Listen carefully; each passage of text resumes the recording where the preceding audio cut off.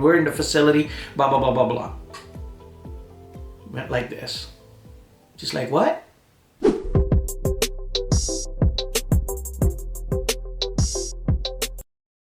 Here we go again.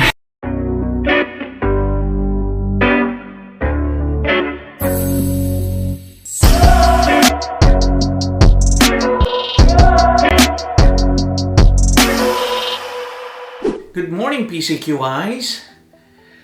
It's going to be a wonderful day. We are sent a CAPA, Corrective Action, Preventive Action form or report that was prepared by our PCQI. And we're going to review it. So I put a lot of comments on it on here. I'm going to read some of those things specifically to this write-up, and basically some of the root causes and some examples. And this is going to be part of our PCQI segment discussion. So the sun's coming in through the office, so it's going to be fantastic. So bear with us with all the lighting stuff. So here we go. Let's do this. All right, CAPA review, an approved Smock lab coat and a pen above the waist. So that was the comment from an auditor. Now, let's take a look at the reference that this particular auditor is getting this from on a regulatory standpoint. Now, on this CAPA report, I don't know if it's a certification body audit that was performed. They did not mention it on this CAPA, so I won't be able to comment on it, but I'm just going to look at it as a PCQI, 21 CFR 117 for food, right? Here it is. You see that? Ooh, PCQI professional, right? So let's kind of take a look at that. So on 21 CFR 117, under the personnel, which is in Section B of your GMPs, if you're looking at your Code of Federal Regulation.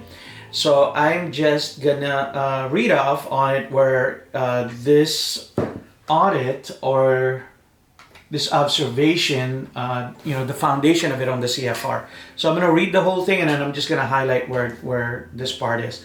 So basically under personnel, if you look at section 117.10, section B, under cleanliness, basically it says all persons working in direct contact with food contact surfaces, and food packaging material must conform to hygienic practices while on duty to the extent necessary to protect against allergen, cross-contact, and against contamination of food. For the methods for maintaining cleanliness include, there's a subsection 9, and let me read off what it says.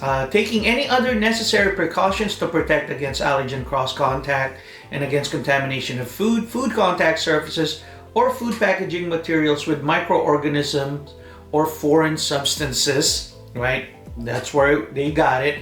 And then they made an example, the CFR, the code, it says foreign substances including perspiration, hair, cosmetics, tobacco, chemicals, medicine applied to the skin.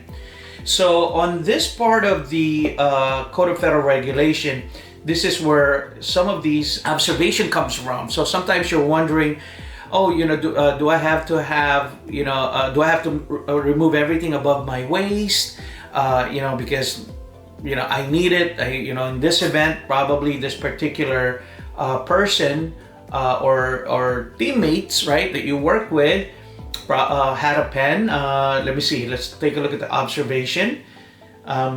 It says the personnel are practicing facilities written hygiene program. So she made a comment, or he made a comment, the auditor, and basically says employees do not have loose objects above the waist or other objects restricted by the facility.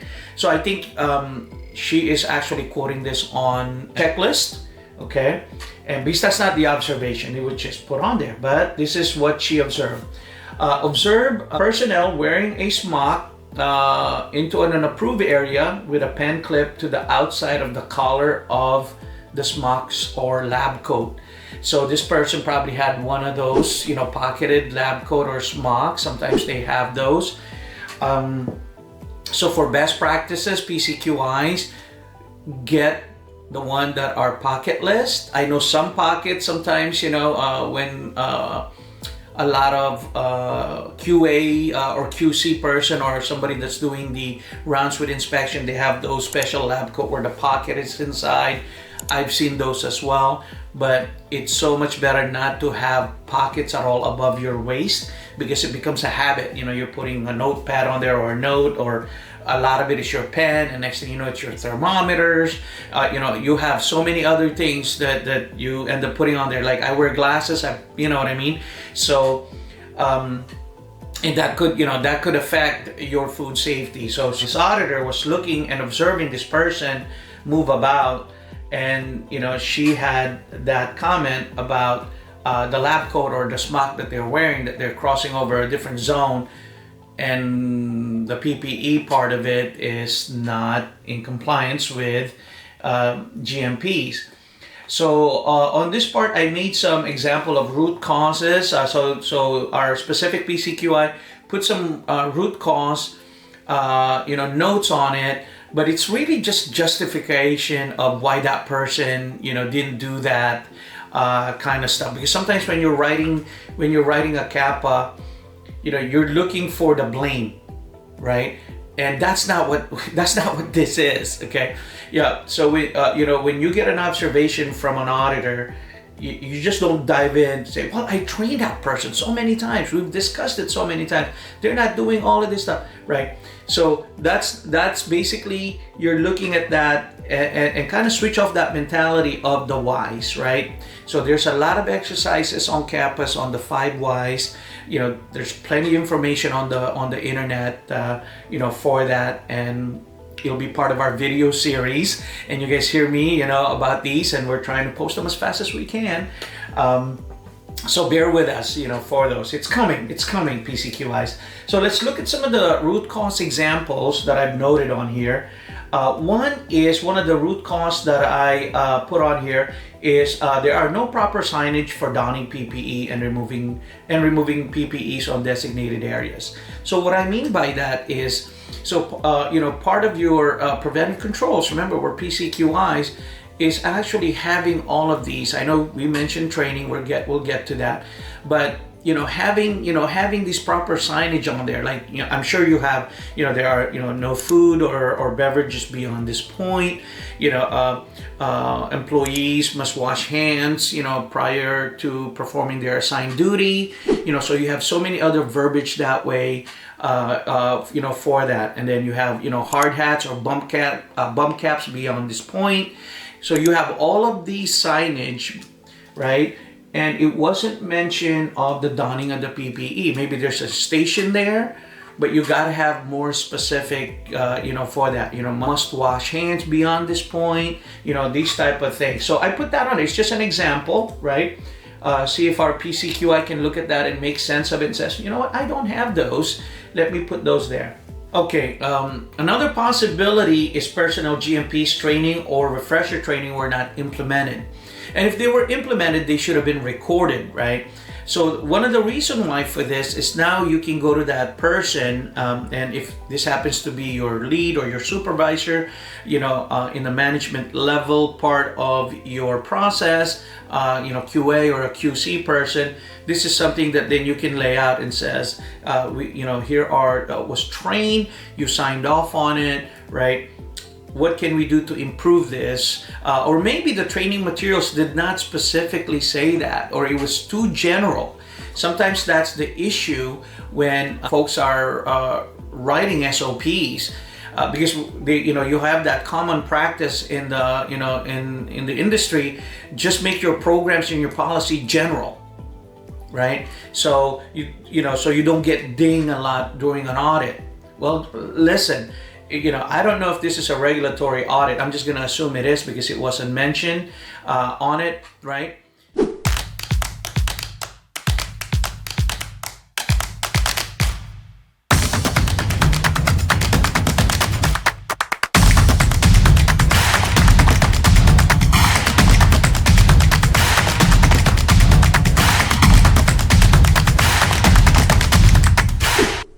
it doesn't matter. You know what I mean? It's like you are not performing, so your SOPs or your procedures needs to be redrafted and be more specific.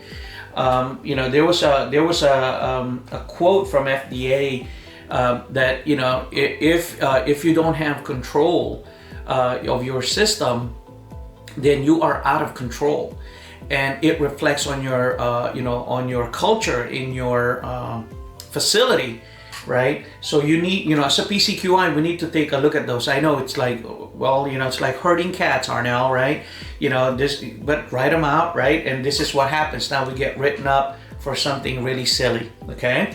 So, all right, so that's one on the GMPs. And then I put another example of a root cause. The policy is not specific in placing soil smocks or lab coats in designated bins or containers. So I see that a lot. Sometimes you have all the proper signage, like, no production PPEs beyond this point, or, no lab coat zone. There's so many ways to say it, right? But then there's no instruction where to put, this soiled lab coats. And you're probably saying, well, there's a trash can right there. It's a silver trash can. I've seen those. Or just it's a regular Rubbermaid, trash bin. But there's no signage on it, right? So sometimes I go in there and I check, shine my lights in there, and I see a Coca-Cola can, a candy wrapper, sometimes gum, right? Because it's not properly identified, okay? So you want to put those type of practices for that. And that's another possibility. So these are some notes I'm putting on for our PCQI. Because when we do this CAPA review, PCQIs, when they get sent to us, from our clients, we prepare, all the possibilities, but they're also designed to train, or educate our PCQI. Because when FDA comes in, one of their famous quote, where if you ever got audited by FDA, you can relate to this. The first thing they say, "Hi, my name is so and so, right? I am the investigator, yada yada yada. We are here to regulate and educate," right? So that's a very famous line. And the first time I've heard that years ago, they set that standard of, listen, we are regulatory, right? I've used those examples back in the day. Well, we're GMP certified, we're HACCP certified. We are, certified in the SQF, BRC, FSSC 22000, right? I'm naming all of these things because those are all the certification stuff that we work with when we're in the facility. Blah blah blah blah blah. Went like this, just like what? That is what I was told, and that was the comment I received, and that's when I knew those didn't matter. What mattered is the Code of Federal Regulation, right? So I dove right into it. So as a PCQI, I highly recommend, please, please, please, if you're in food, it's 21 CFR 117. Read it. It is there for you, and it tells you what to do. And if you have, any clouded doubt of what it means, you need clarification, reach out, because I read it every day. Okay, and every time I do some work, I go back to it and look at that. If you're in the dietary supplement family, 21 CFR 111. Okay, and pharma, our pharma folks, 21 CFR 211. Okay, so anyways, if you need some guidance on those, just let us know. info@consultantinc.com. All right, so here's the next part of it. So proper donning procedure are not specific, or are not in place. And I've talked about this on a previous video, that when you're looking at your flow, right, when it comes to your PPE station, what do they see first? What do they get their hands on first, right? So it's always top to bottom. So my recommendation, best practices I've seen in facilities, is when you first go in, the stations starts from the top to bottom. Okay, it's not like the lab coat is here first or the footwear is here first and whatnot, right? So you take a look at that process of yours and look at the flow. Does it make sense? And then when the employees exit or the team exits, what is that? How does that come out, right? So do they come in from the same door? Okay. Do they, come in and out on the same place? So when they come out, so place yourself, PCQI, go to the other side and exit your production area or whatever that zone is where your PPEs are required. And what do you see, right? You should not see PPE lab coats beyond this point, right? It should be different. It should be no lab coat beyond this point. If you're letting them keep their hair nets and all of that stuff, I always say take everything out because you're now headed to the warehouse or you're headed to the cafeteria or the break room, right? So that's on your evaluation. Okay, so let's go back to the CAPA program. So corrective actions, right? So here are my suggestion on this one. Place proper signage. Basically, remove PPE. No Smock's lab coat beyond this point, right? And then one of our PCQI comment. Okay, he put something on here that says no Smocks or lab coats permitted beyond this point, right? And then she even added for the break room, right? So he's going beyond as a PCQI. Wonderful.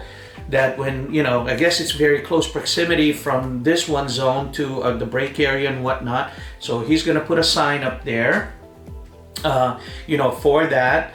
And if the smock or lab coats are going to be reused, because certain process now, depending on your risk level, okay, PCQI, before you send me a bunch of wonderful comments, based on your assessment or your risk assessment, some lab coats are taken out, and then they get hang, and then they get put back on, going back.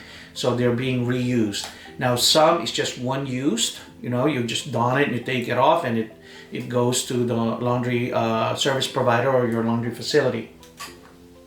So I guess this part right here, they're going to be reusing them. So he is also putting it on hangers or coat hooks. Okay. All right. And then okay, I see my comment on this one. So on this one, I put, replace the lab coat or smocks prior to entering, right? Should be posted. And of course, and I think we're in the corrective action, GMP retraining is part, because now you got written up, right? Obviously, there's a failure on this particular standard. So now you're gonna retrain as a corrective actions, right? You're gonna retrain your team, and same thing with the donning procedures, part of your procedure. You need to get those drafted, and when you're drafting those PCQI, it's nice to have pictures, right? And take pictures of you or your team, right? Just crop out the face and whatnot, for that. So just in case, they get reused by your team for something else. And some people are comfortable in today's age. They're like, no problem. I've worked with PCQIs on the field that they actually would put everything on, and they stand against the wall and take all the photos from start to end, and then taking everything off. Depending, like I said, depending on your risk area, there are certain ways to remove certain things. So it all depends. Okay, so I've seen that work with those type of teams that are very precise. Based on their risk level of what they produce for the market. All right, and then we added some preventive actions. So in the preventive actions, these are to prevent, right? We're PCQI, we're preventive controllers. So think that way, PCQIs, right? So what do I need to do what do I need to develop to prevent this from happening again? So some of the things that there's about 4 things here. One is on the pre-ops checks as a PCQI. Include your PPE inspection, right? Preventive actions. Make sure you have enough of all of these consumables like hairnet, beard nets, etc. Gloves, and obviously your lab coats is part of those checks. Make sure you have signages, in place, and check those part of your maybe QA audit checklist, that all of your containers in that area are properly identified. Now, some facility I went to even color code them. They put red. So basically everything goes in the red bin, and then it's also, it's the universal color for stop, right? So it brings somebody's attention, so they're not grabbing things. But preventive action is obviously, the lab coats are hang and things like that. They're just not thrown into another container bundle that you're grabbing them and things like that. QA audit to include signage and personnel visual inspection. So you're probably thinking like, where am I gonna do that? How what forms do I need to use? You don't have to recreate these. You already have these forms as you have your daily checks and pre-ops and and all of those things. So find a way to insert them. If you have any questions, PCQI, just send them over to us and we'll take a look at those and we'll make our suggestions for that. Now these are preventive actions, okay? So this is, you're gonna catch it before it goes to this level again. If this auditor comes back, or if it's the same auditor, she's gonna know what happened because she's gonna read the notes. Or if you have a new auditor and they're gonna read this and they're gonna then start asking for more questions later on, or maybe skip it. You don't know, right? So we have the GMP training and refresher training as a preventive action for this CAPA. And basically, they even our PCQI made the GMP course available, not only to the technicians or the team, but also the management, right? So I guess that this is actually. Sometimes these are good things. Let me touch base on that. You have an outside third-party auditor, comes in and they kind of write this thing up and everybody pays attention. Unfortunately, when you're a PCQI and you've been in the facility for so long, right? You get a nickname. Uh-oh, here he comes again. Uh-oh, right? All of these things, and and you get taken for granted. I get it, right? I get it. Right, so these are actually nice, and you take advantage of these PCQI. So when you get a CAPA, be excited, right? Or if you get a non-conformance, instead of you're upset and the blames is gonna fall down on you. Remember, on your organizational chart on the QA department, you report, right, to the owner, CEOs, the board, right, onto that highest level. You're not reporting to the plant manager, the sanitation manager, the maintenance manager, and whatnot. You are an independent department for this. But because of that, you are also looked at to kind of like stay in your department.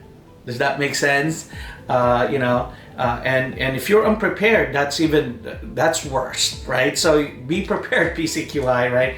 So anyway, so let's move on to this. So they're actually putting all of these together for the managers as well to get enrolled on a GMP course. It seems like they found an online course to do this. So that means they don't have their in-house GMPs. They're not comfortable enough, I should say, for those instructions. So as a PCQI, take a look at your own GMP. It's nice to take those online courses. It has all of these, best practices. But sometimes you need to step back and take a look at your own process. Take what you've learned, and that's what they're designed for. That's why the company invests on your training. And if you're doing it independently, like I did not wait, right? And that's the key, because I really wanted to own my PCQI certification. Does that make sense? I want to be a practitioner of food safety and preventive controls. So I took other courses outside what the company provided for me. And we can talk about those investments in different videos, okay? All right, let's go back to this and kind of let's close it out. And we have a comment. Love it because it came down with what I quoted on part 117 of our Code of Federal Regulation, subpart B, for current good manufacturing practices for manufacturing, processing, packing, or holding of human food. So they took a course for GMP, And the certificates of trainings are on file, and they made a comment that they're available upon request. Wonderful. Okay.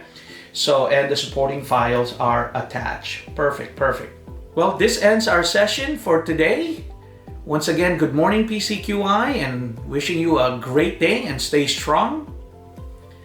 Till next time, have a great day. Bye for now. Contact us.